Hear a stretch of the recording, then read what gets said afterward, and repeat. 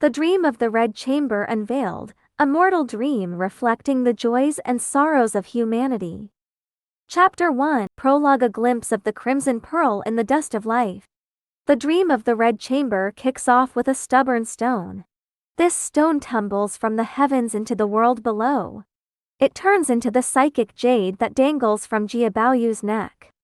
It carries tears from a past life and a heart full of passion for this one. And so, it steps into the rise and fall of the Rong and Ning mansions. This stone isn't just where the tale begins. It's Cao Xueqin's emblem of life's fleeting twists and turns. The story throws out a riddle. When the fake feels real, the real feels fake. Where there's nothing, something seems to be. That's the key to its mix of truth and illusion. It pulls you into a world that's both vivid and dreamlike. The Jia family's wealth and honor are like a lavish party. But beneath the clatter of wine cups, ruin waits in the shadows. Every character has a part to play at this feast. They grapple with love, hate, desire, and the fates they can't escape. So why does the Dream of the Red Chamber still grip us after all these centuries? It's not just a chronicle of a family's glory and collapse. It's a mirror that shows us who we are. Cao Xueqin paints the highs and lows of the Grand View Garden with a tender touch. His sharp eye cuts through to the rot and fragility of feudal ways. Where did this epic come from, and where does it take us?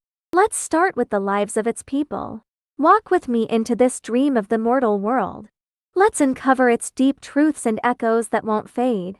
Feel the ache and insight that stretch across time. Chapter 2, A Cast of Souls. The tragic melody of the Grand View Garden. Jia Baoyu. The lovesick stones wander through life. Jia Baoyu is the beating heart of the Dream of the Red Chamber. Born into riches, he turns his nose up at fame and career. His heart belongs to the sisters of the Grand View Garden. There's a mythic flair to his birth, a jade stone in his mouth. It ties him to the crimson pearl fairy from a life before. This psychic jade is his shield and his chain. His romance with Lin Daiyu drives the story's soul. They're kindred spirits, but family demands and mix-ups tear them apart. Baoyu's love isn't some shallow fling. His care for women comes from pushing back against feudal rules. He once said, "Girls are made of water, soft and pure. Men are mud, rough and dirty." It's more than a compliment to women. It's a jab at a world ruled by men. Baoyu's a walking paradox. He's the Jia family's golden boy, yet he defies their code. He'd rather swap poems with his sisters than crack a textbook. He's mad about Daiyu, but can't dodge the golden match they've planned. You see his heart clearest with Daiyu. Picture this. In Haoxiang Lodge, they bicker over a misunderstanding. He smashes his jade in a fit, then regrets it the next second. It's raw, it's real, it's fragile. Then there's his tie to Qingwen. She looks like Daiyu, so he's drawn to her. But her bold streak gets her kicked out and she dies. He feels for her not just as Daiyu's echo. It's his sorrow for the women society leaves behind. He cried quietly when Qingwen passed. He even mumbled her name in his sleep, proving he cherished every soul near him. Baoyu's journey tugs at you. He strolls into the Grand View Garden all carefree and bright. He teases Ziren, dozes with Hong Yun among peonies, a kid without a worry. But as the family's troubles close in, his spirit dims. He dreams of the fairy of disenchantment, seeing his sister's fates. He can't stop what's coming. After Yuan Chun's visit, he spots the family's empty shrine. After Qin Keqing dies, a chill sets in. In Yihong Court, he sighs alone. He talks to the peonies, lost about what's ahead. That helplessness sticks with him. It pushes him to walk away in the end. His story breaks your heart. The family falls, he's tricked into marrying Xue Baochai. Daiyu's gone, and he retreats to a monk's life. It's not peace he finds. It's running from a world he can't face. Cao Xueqin crafts Baoyu as a soul caught between ideals and reality. His love, his rebellion, his breakdown, they're the voice of youth back then. Lin Daiyu, a tender spirit fed by tears. Lin Daiyu steals the spotlight in the Grand View Garden. She's delicate and frail, but her talent shines bright. Tears run through her story, they define her, they doom her. A guest in the Jia mansion, she's proud and touchy. Her love with Baoyu is pure poetry, laced with pain. Burying flowers, she chants, "Today I bury blooms, and they laugh at me. Who'll bury me someday, I wonder?" It's not just about petals falling. It's her seeing her own end. Her tears flow from her fierce love, her low place, her despair.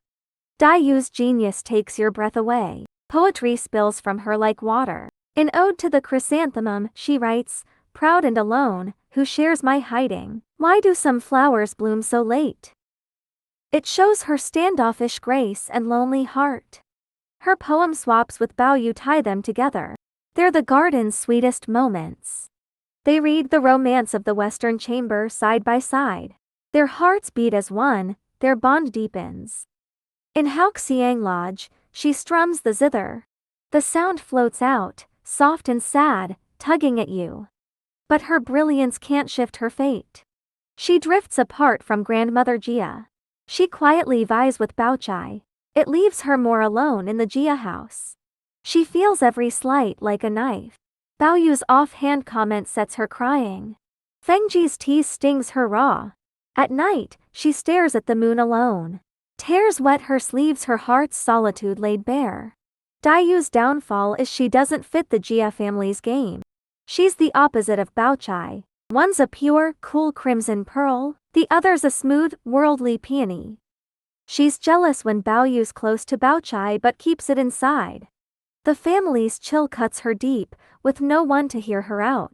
A mix-up about Baoyu and Ziren once made her so sick. Even then, she scribbled poems to let her feelings breathe. Her tears aren't just venting, they're her stand against fate. In the end, Baoyu weds Baochai, and it shatters her. She coughs up blood and slips away. Her death is love's price. It's a shout against forced marriages. Cao Xueqin uses Daiyu's tears to tell of a gifted woman crushed by custom. Her crimson pearl fairy roots say she doesn't belong here. Her exit signals the garden's fade. It's the story's tragic peak. Xue Baochai, strength and silence under the cold fragrance pill. Xue Baochai balances the Grand View Garden's other side. She's elegant and steady, wise in the ways of the world. Grandmother Jia pegs her as the ideal wife. She swallows a cold fragrance pill to curb her desires. It stands for how she reigns in her heart. She's in love with Baoyu but never lets it slip. She holds steady with smarts and patience. She told Daiyu not to get too caught up in feelings. But deep down, she hoped Baoyu'd pick her. Her gold locket matches his jade, a hint of a golden match. It's not her choice, though it's the family's doing. Baochai's knack shows in how she handles life. She reads people like a book. She wins grandmother Jia over and keeps peace with the sisters. At the Crabbable Poetry Club, she's spot on. She doesn't hog attention but still glows. She stitches Baoyu's clothes with care, a soft hint of love. His wandering mind quietly wounds her. She's perfect around grandmother Jia. Daiyu's sharp jabs just get a smile. Her cool head sets her apart from Daiyu's fire. But it's why Baoyu's heart stays out of reach. Her grit stands out after the wedding. Baoyu's coldness doesn't faze her. When the Jia family crashes, she keeps it afloat alone. She pawns her jewels for scraps to live on. By lamplight, she tallies what's left. Tears brim, but she holds them back. It's her quiet, stunning strength. Baochai's fate is a bittersweet mix. She marries Baoyu but doesn't win his soul. She tries to warm him with a wife's touch. His spirit's already flown off with Daiyu. Her self-control isn't frailty. It's how feudal women get by. Cao Xueqin shows another woman's tragedy through her. She's trapped by the rules she props up. Her cold fragrance pill isn't just for her body. It's a lock on her heart, caught between love and logic. Wang Zifeng, the spicy face of power and pain. Wang Zifeng holds the reins of the Jia house. She's sharp and quick-witted. Everyone calls her Sister Feng the Spitfire. She runs things with a firm grip. But her greed and thirst for control sow her downfall. She plots Yuerji's death and squeezes Jia Lion's lovers. Her harsh moves show her fight to stay afloat. She once said, "I'm no angel, just a regular person." It sums her up, the family's backbone, yet her own captive. Fengji's fire jumps out at you. Her first words, "Guests from far off are here," flash her smarts.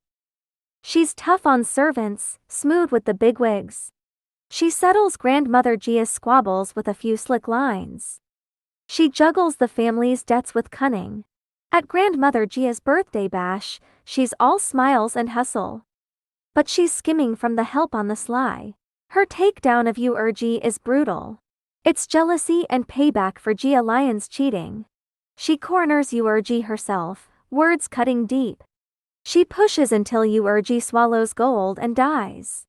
Her tricks aren't foolproof though. She grabs petty cash, dips into shared funds.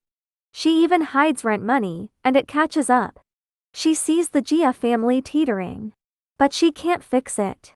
Alone at night, she worries. Her end's a rough one. Her husband turns, the family folds. She dies sick in a jail cell. From dazzling power to disgrace, it's a steep drop. It shows how feudal life doubles down on women. Her fall isn't just hers. It's the family's death knell. Cao Xueqin uses her to reveal how power warps people in the rich man's game. The rest of the crowd, a living mosaic in the Grand View Garden. The Grand View Garden buzzes with distinct lives. Shi Hongyun's big-hearted and sunny. She naps with Baoyu in the peonies, a scene you can't shake. But her family's ruin leaves her leaning on others, her marriage a letdown. Jia Tanshan's sharp and bold, pushing to fix the household. Her low birth clips her wings, and she's wed off far away. Miaoyu's lofty and wise, steeped in zen. But earthly messes pull her into the unknown. Qingwen's fierce and stubborn. She talks back and gets tossed out. She dies young. They're a gallery of faces. Together, they build the garden's world. Some weep, some laugh, some resist, some bend. They're all human under feudal weight. Chapter 3: The Family's Arc. Rong and Ning Mansions from Glory to Ashes. The dream of the Red Chamber spins around the Jia family. It maps a feudal dynasty's climb and crash. Rong and Ning Mansions gleam with wealth at first. Crowds fill the gates, treasure chests overflow. But it's all built on sand and decay. Grandmother Jia dotes on her kids but misses the danger. Jia Zheng's proper but clueless. He can't stop the fall. Inside, excess and fights like Jia Lion's secret wife Yuerji or Jia Zhen's mess with Qin Keeking speed the ruin. Royal favor props up the Jia clan's high. 4 generations one rank from old victories. Yuan Chun hitting consort status is their peak. Her homecoming lights up the Grand View Garden. Music, dance, a big show. But it's a flash that fades fast. It bleeds the family dry and papers over the flaws. The story lingers on her visit, gold plates stacked high, performers loud. It's all show and shaky nerves. Yuan Chun, home, tells Grandmother Jia the palace feels like a cage. She's a consort with no freedom. Her life's tied tight to the Jia fate. Her early death flips the switch to decline. Trouble hits from outside too. Political shifts cut off the emperor's goodwill. The tale nods to a prince link, dragging them into court storms. Cash dwindles, farms falter, debts grow. The raid's the big moment, troops bust into the Grand View Garden. They grab everything, the old shine's gone. Grandmother Jia cries, Baoyu's stunned, Fengji scrambles. It's the stark end of a family. This isn't just the Jia clan's reckoning. It's a stand-in for the whole feudal setup. The drop doesn't happen overnight. Signs stack up. Qin Keeking's funeral burns cash with no one blinking. Fengji skims funds a glossy front, shaky underneath. Jia Lion snaps at servants, showing the chaos. These bits weave the family's end. Post-raid, the Jia folks scatter. Baoyu goes monk, Baochai's alone, Fengji dies in jail. This slide from top to bottom shows Cao Xueqin's take on life's ups and downs. Chapter 4, A Cultural Lens. Feudal life caught and questioned. The dream of the Red Chamber goes beyond a family tale. It's a full view of feudal times. Rules strangle it. A woman's worth is her ignorance. Parents pick spouses. Feelings lose to family profit. Daiyu's alone because she's a guest. Baochai bends to fit the family's wants. Fengji schemes to stay alive. Cao Xueqin sets up the Grand View Garden. It's a pretty shell over a crumbling core. His women dazzle with talent and looks. But none break free of fate's grip. Yusanji stabs herself to defy Jiazen's grip. Yinkan weds son Xiaozu and suffers. These side stories underline the cruelty. Poetry and songs fill the book like Daiyu's burying flowers, Baochai's white crabapple, Tanshan's chrysanthemum. They show off talent and carry old culture. They pretty up the tale and flesh out the people. Burying flowers has Daiyu saying, "Pure I came, pure I'll go, better than sinking in filth." It's her chase for purity. White crabapple has Baochai's cherish this grace, doors shut by day. It's her poised reserve. But talent's no match for reality. The poetry club's buzz fades to the raid's silence. Culture's glow can't hide the dark. Cao Xueqin cloaks his aim in village talk. But between the lines, he slams feudal ways. Good song goes, everyone wants a fairy's life, but can't let go of fame. It mocks the chase for status and human greed. The mangy monk and lame Taoist pop up, hinting at fate's tricks and a way out. Red dust keeps showing up. It's the everyday and the unreal. These symbols lift the dream of the Red Chamber past a plain yarn. It's a deep cut at society. Chapter 5, The Past Behind It. The Cao family's echo and the era's shape. The dream of the Red Chamber ties to Cao Xueqin's own roots. The Cao clan shone in Kangxi's reign, weaving silk in Jiangning for generations. They were loaded until politics turned. A raid wiped them out, scattering the kin. Cao Xueqin pours that rise and fall into the story. The Jia family's path mirrors the Cao's hard, protective talisman in the book nods to cronyism and rots straight out of mid-king muck. Yuan Chun's consort gig might hint at Cao ties to the throne. Mid-king days fed the dream of the Red Chamber. Feudal power stood tall but showed cracks. Exams froze up, officials got crooked, classes locked tight. The poor got crushed. The Jia clan's flash and flop catch that time. Cao Xueqin rips into feudal lies and unfairness. He mourns the lost golden days too. Chapter 6, The Artist's Craft. Cao Xueqin's brush at work. The dream of the Red Chamber stuns with its art. Cao Xueqin paints people with a fine hand. Daiyu's shy first step into the Jia house, Baoyu's jade smashing fit, Fengji's servant scolding snap, they leap off the page.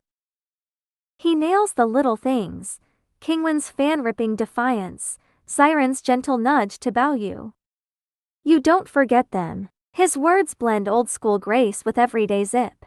Take Fengji's line, such a stunning figure, I've finally seen one today. It pins her vibe and pulls you in. The story's built smart. First 5 chapters kick off with myth, setting the mood. The next 80 roll through family fate and personal ends, piling up to tragedy. Hints drop everywhere, Qin Kiking's death's a puzzle, solved later with Jiazen's shame. Baoyu's dream of the fairy's warnings plays out as sisters fade. It's a tight weave, details fit the big picture. Cao Xueqin's big on symbols. The psychic jade is Baoyu's life. The crimson pearl grass is Daiyu's spirit. The gold locket is Baochai's tie. The Grand View Garden itself stands for wealth and its end. Scenes match moods. Shaoxiang Lodge's bamboo fits Daiyu's lonesome air. Yihong Court's peonies flash Baoyu's lush life. These bits deepen the tale and its point. Chapter 7, Fate's flux from red chambers to empty gates. The dream of the Red Chamber closes in tragedy. The Jia house falls, Baoyu turns monk, Daiyu dies. Baochai is left alone, Fengji passes in jail. The Grand View Garden's sisters scatter or fade. Laughter turns to quiet. Cao Xueqin wraps it with, birds fly off, the vast white earth lies clean. It says all ends in nothing. This isn't just gloom. It's a hard look at life's core. Names like Zhen Xian and Jia Baoyu play on truth and illusion. They hint life's a dream. Zhen Xian starts rich, loses it all to fire and theft, and sees through it. Jia Baoyu rises from poor scholar to official, then flops with greed, his ends unclear. Their paths echo the Jia families. It hammers home the flux. Baoyu's monk turn ditches love and kin. It's his grasp of the mortal mess. He goes back to stone, maybe Cao Xueqin's nod to breaking free. Chapter 8. Life's Lessons, Humanity in the Dream of the Red Chamber and Today. Why does the dream of the Red Chamber outlast its time? It's more than a family's tale. It digs into human complexity that never fades. Baoyu's love chases freedom. Daiyu's pride holds her true. Baochai's patience takes what comes. Fengji's scheming grabs for power. Cao Xueqin watches them with kind eyes. He doesn't cheer or boo them flat out. He shows love and hate, gain and loss, their life's pieces. Reading it now, it still hits home. We've ditched feudal chains, sure, but new ones tie us, stuff over soul, cold connections, tangled lives. Baoyu's defiance says follow your gut. Daiyu's tears push us to value feeling. Baochai's calm makes us weigh giving in. Fengji's end warns against overreach. This book's a mirror. It asks what we choose and where we're headed. Chapter 9. Farewell, waking from the dream with a sigh. The dream of the Red Chamber is a grand dreamscape. Cao Xueqin builds the Grand View Garden with his pen. It keeps us wandering inside. It's loud with wealth, hushed with loss. It's sweet with love, bitter with goodbyes. It tells us life's a stage, ups and downs are the script. But this dream's not empty. Its tragedy shakes us awake. It nudges us to find meaning in the real world. Maybe, like the stone says, tears run dry, bonds break, and it's done. The Red Chamber dream? It's a slice of our human story.